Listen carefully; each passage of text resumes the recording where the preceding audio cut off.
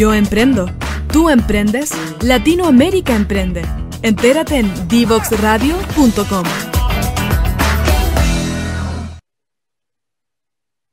Volvemos con Deportec acá en divoxradio.com para analizar lo que tiene que ver con los deportes y la implicancia de la tecnología en cada una de las disciplinas. Y en esta jornada, Simón, tenemos un campeón del mundo, ni más ni menos, quien nos va a dar detalles de cómo ha ido progresando, en este caso, las artes marciales, que es un deporte que uno lo ve y aparentemente está regido por la batalla, el combate, pero no es solamente eso, sino que hay una serie de aristas que lo hacen un deportista más completo, una perfección igual que se necesita para estos tiempos modernos, y sobre todo el uso de la tecnología para que ellos también vayan evolucionando acorde a lo que estamos viviendo. Dejo la palabra ahí para que lo presente Simón. Exactamente, Fabi, ya lo tenemos en pantalla, nuestro querido amigo David Dubó, a quien conozco de chiquitito porque yo también tuve mi época de gloria del deporte, ahí seleccionado chileno. David peleaba una categoría más arriba siempre que yo.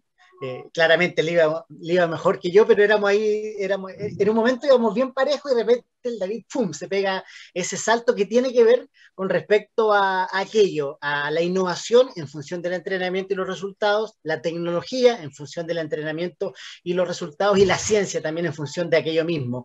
David, un privilegio tenerte en esta conversación con nosotros.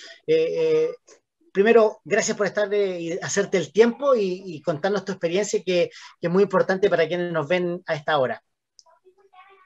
Muchas gracias a ustedes, chicos, por la invitación. Sin duda alguna, para mí es un orgullo, un placer poder estar con ustedes y poder compartir un poco de mi experiencia como deportista de alto rendimiento con todos los amigos que nos pueden ver a través de las distintas plataformas. Cabe señalar que el primer entrenamiento que tuve con Simón me sacó sangre de narices. Y eso nunca me había pasado, solo me pasó con él. Y desde ese entonces que tenemos una amistad muy linda, obviamente por los avatares de la vida, no hemos podido seguir compartiendo el tatami, pero ya vendrán tiempos para reencontrarnos y bueno, la pandemia también ha hecho lo suyo, así que muy agradecido por la invitación y espero que podamos compartir un buen momento. Te dejó como maletero. Sí, dejó como maletero de inmediato. Y no me extraña tampoco, David. Oye, lo primero, el tema del karate. El tema del karate ha ido creciendo. Quizás la referencia más importante que tenemos en el último tiempo eres tú, por lo que has logrado, por cómo se ha situado, cómo ha llevado nuestra bandera, nuestro nombre a diferentes torneos internacionales. Y el karate ha dejado de ser una actividad más bien de defensa personal a una actividad ya netamente participativa, no participativa, sino que competitiva a nivel sudamericano. ¿Lo entiendes como tal?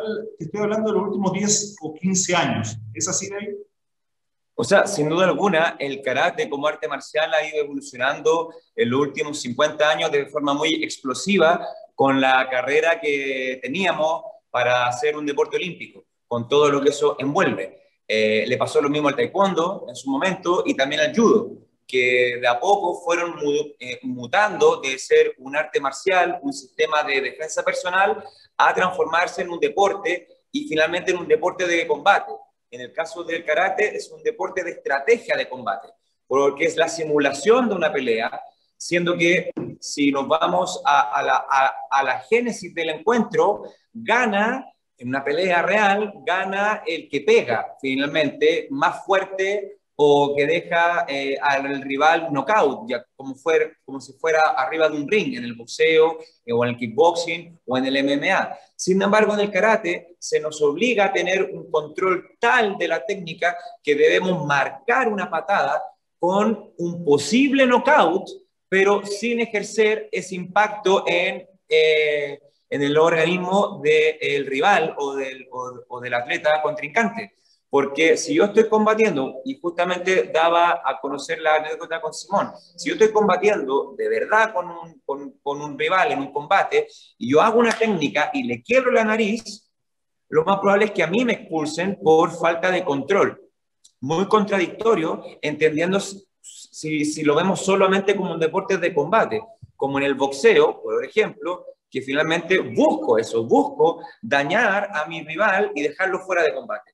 En el caso del karate es todo lo contrario, porque vuelvo a repetir, es la simulación de un combate, entonces pasamos a hacer un deporte de estrategia de combate, buscando siempre cuidar la integridad física de mi rival, pero sí marcando técnicas con un knockout potencial. Si no tuviera la protección o la indumentaria, si no tuviera el reglamento que me permite y me prohíbe, debería dejar fuera de combate a mi rival. Y es por eso que el karate, al igual o sea, a diferencia, perdón, que de otros deportes de combate, cuando yo marco una técnica, se para el combate. Se para el combate, se para el tiempo, se marca el punto y luego se reanuda el combate. En todos los otros combates o en todos los otros deportes de contacto es acumulativo. Nunca para el combate. Nunca para el combate hasta que el otro está en el suelo. O es más parecido a la esgrima. Zona de pelea. En el karate no. Yo marco una técnica, un patadón, un barrido, una patada fuerte en el pecho, en el estómago, un golpe fuerte con el puño y se para el combate, se para el tiempo y se marca el punto. Es como la esgrima, David, ¿no? Claro, a la esgrima. Claro, ¿por qué? Porque si no estuviera el control de la técnica, si no estuviera el reglamento, si no tuviera la indumentaria, ese punto sería un knockout y se acabaría la pelea. Por eso, en el karate tradicional se dice que una técnica es una muerte o un knockout en lo que es el deporte. Por eso los karatecas que se dedican a deportes con contacto libre son muy eficientes en sus técnicas.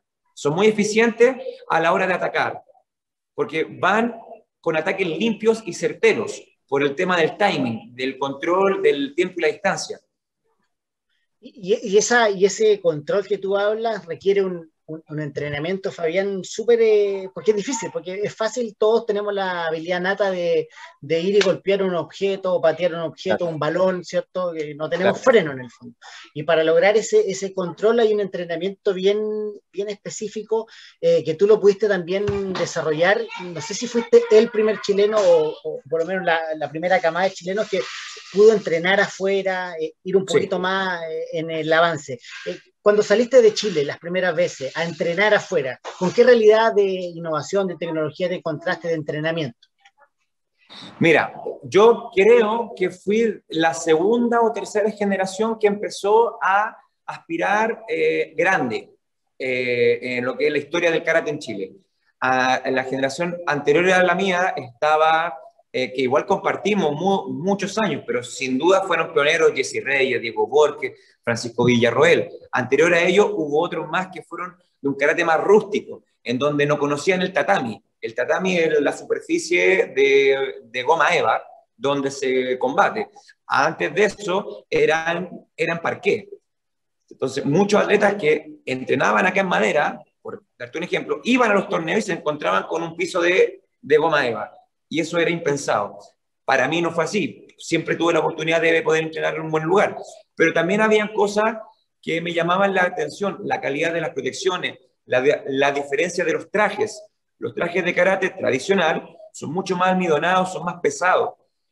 Afuera tú te encontrabas con una gama de trajes distintos dependiendo de tu especialidad. Si te dedicas al kata, son las formas, o al kumite, el combate. Son distintos trajes con distintos cortes, distintos material, y ahí se te empieza a volar la cabeza. Yo digo, pero bueno, si yo tenía uno para todo.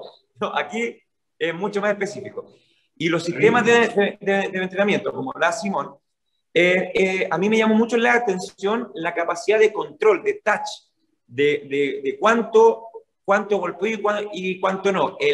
La capacidad de estimular la relación óculo-podal, óculo-manual, en una dinámica de precisión constante. Siempre busco la precisión más que el impacto. Afuera entendí que la velocidad invalida mucho más que el golpe fuerte. Uno un poco más latino, más bueno para el chancagazo, me di cuenta que afuera me invalidó mucho más un atleta que pateaba, sacaba el pie, yo no me di cuenta por dónde entró, por dónde salió, ni lo que me hizo, y apenas me tocó. Eso a mí me invalidó mucho más que si fuera alguien que me fuera a pelear, a fajarme con él en el infarto. Lo que me di cuenta mucho es la utilización de la ciencia aplicada desde el punto de vista de la psicología del deporte. Porque el karate, al ser un deporte de apreciación, al igual que la gimnasia, por ejemplo, altamente importante es la eficiencia y la eficacia del atleta. Porque llega un momento en que todos son rápidos, todos son técnicos y todos hacen todas las técnicas. Pero cómo enfocan el entrenamiento, cómo enfocan la competencia, creo que desde la tecnología, de la ciencia aplicada, era algo que, por ejemplo, en Europa nos llevaban muchos años de diferencia. En Chile, la psicología del deporte, para la arte marcial o los deportes de combate, es relativamente nueva hasta el día de hoy. También las evaluaciones físicas, cómo se evaluaban, qué es lo que buscábamos, porque nosotros somos un deporte bastante complejo y completo. Al hacer de habilidad abierta, tenemos que tener resistencia, tenemos que tener fuerza, tenemos que tener velocidad de reacción, tenemos que tener flexibilidad. Entonces, los componentes físicos no se pueden llevar a una sola cosa.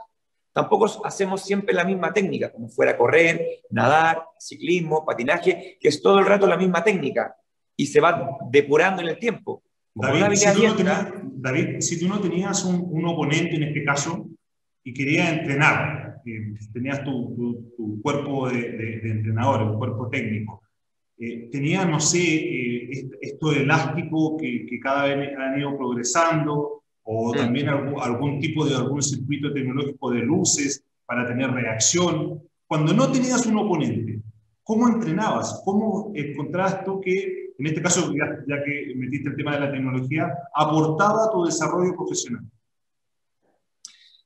Mira, siempre el entrenamiento debe buscar la realidad del combate, en el caso del karate.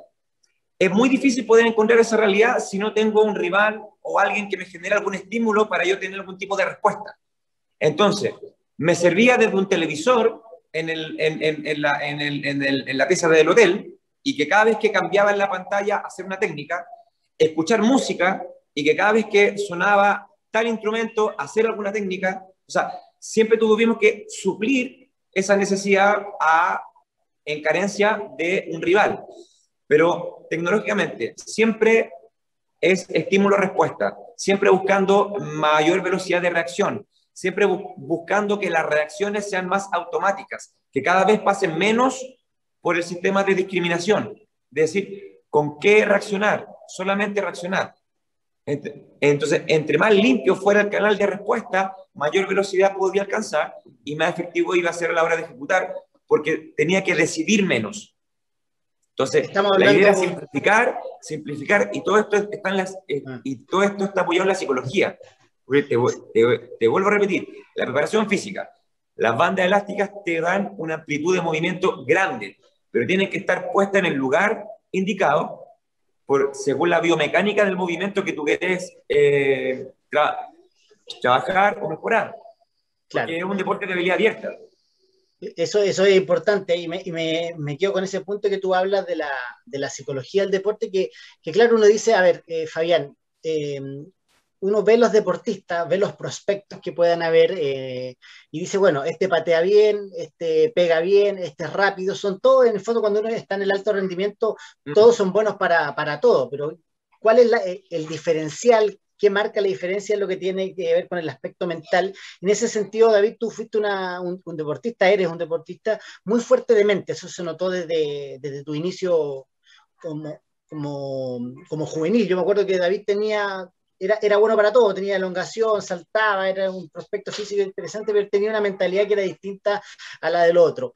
¿Cómo se trabaja, y cómo trabajaste tú en el extranjero, esa mentalidad que va más allá del discurso? Es decir, todos cuando nos enfrentamos a hacer un partido de fútbol o algo, nos aleonamos y decimos, no, vamos a ganar, pero hay un diferencial que se tiene que trabajar, que no es innato.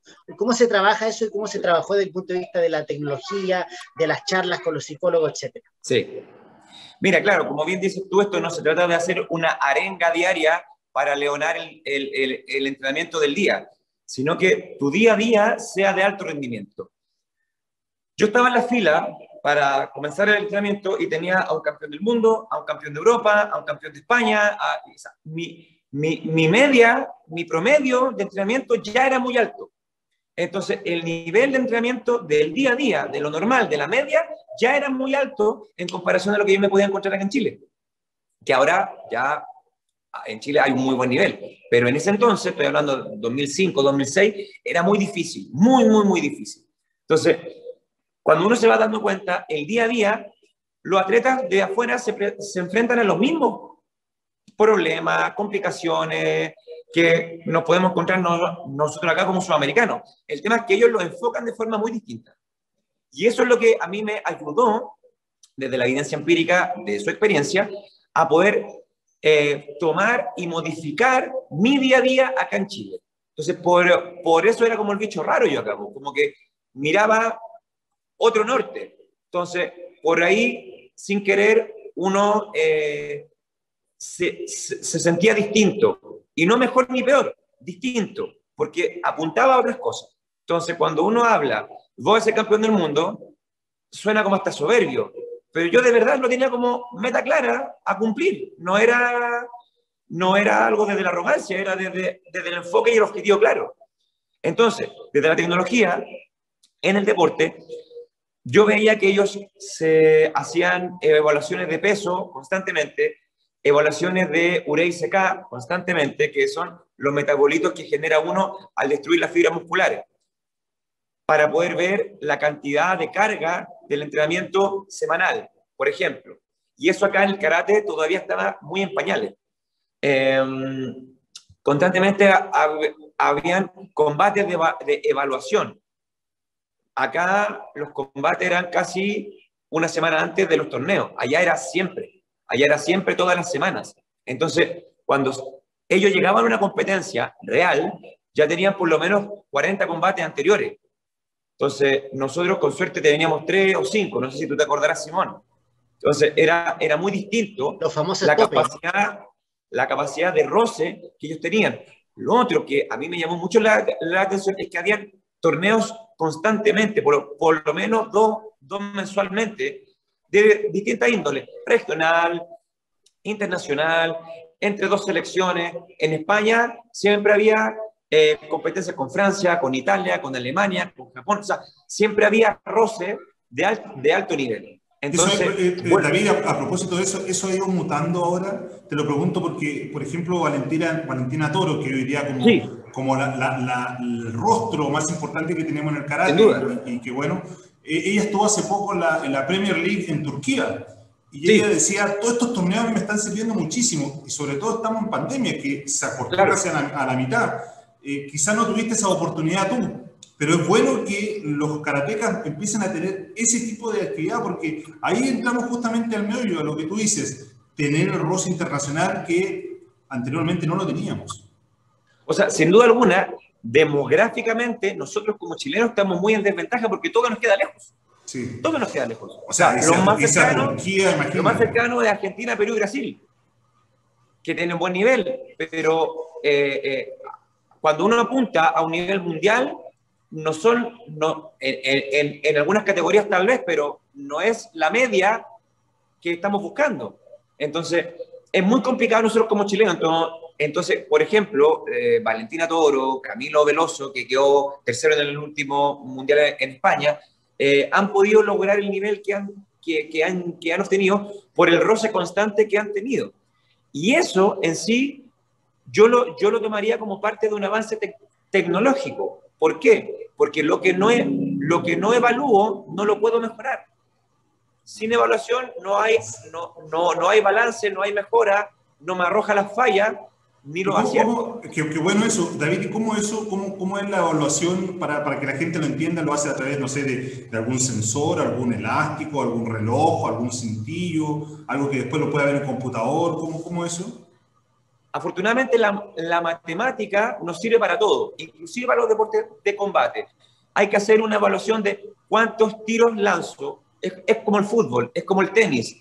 Yo, desde mi punto de vista y desde mi experiencia, y a mis alumnos yo se los digo así, el karate es como el tenis. Hay una tónica. En los cuadros de los jugadores, siempre, por lo general, gana el que genera menos errores no forzados. El jugador que hace menos errores no forzados es el que gana. No el que hace más aciertos, sino el que se equivoca menos. En el karate pasa lo mismo. No gana el que acierta más, gana el que se equivoca menos. Porque en la alta competencia, el error mío, te por seguro que es punto del otro. Porque está buscando eso, que uno se equivoque, que uno pierda el foco, pierda la distancia, lance en el aire, se quede pegado, se quede dormido dentro de la distancia. Y esos son errores no forzados que se pueden evaluar muy fácilmente con un promedio, pelea a pelea, combate a combate. Me parece que para llegar a una final de una Premier League, por lo menos deben ser 5 a 6 combates. Y se pueden evaluar, no es muy difícil hacer una evaluación de qué punto estoy metiendo, qué punto estoy errando y qué puntos me están entrando. Y también analizar al rival. Y en base a eso, volver a casa y comenzar a trabajar. Oye, David, danos un segundito, vamos a hacer una pausa musical, llevamos ya, oiga, voló el tiempo, son las 5:30 de la tarde, vamos a contar anécdotas, vamos a hablar también de esta sanción que tuviste por doping que se termina ahora, que tú quieres culminar tu carrera de alto rendimiento en Santiago 2023, que son los Panamericanos, que podría ser el corolario perfecto para una tremenda carrera que has tenido con más dulce que agraz, diría yo, y vamos a hablar, te voy a contar la experiencia de Fabián, te voy a hablar un poco de los deportistas de antes. Tengo una anécdota con el David, tú sabes que una vez fuimos a un sudamericano de karate en el Cusco, y nos fuimos en bus. Así que imagínate, de aquí al Cusco en bus, imagínate lo que era el deporte en esos tiempos en pañales, en donde en Europa ya estaban con tecnología de punta y nosotros en bus al Cusco. Te encargo el viaje, lo pasamos muy bien, inolvidable de todas maneras. Vamos a una pausa musical, ya estamos conversando con David Dubó al regreso de tecnología, ciencia en función del deporte, mucha innovación para tener buenos resultados. Es que es una voz importante, es un campeón del mundo, son pocos los que hay en Chile. Vamos y volvemos.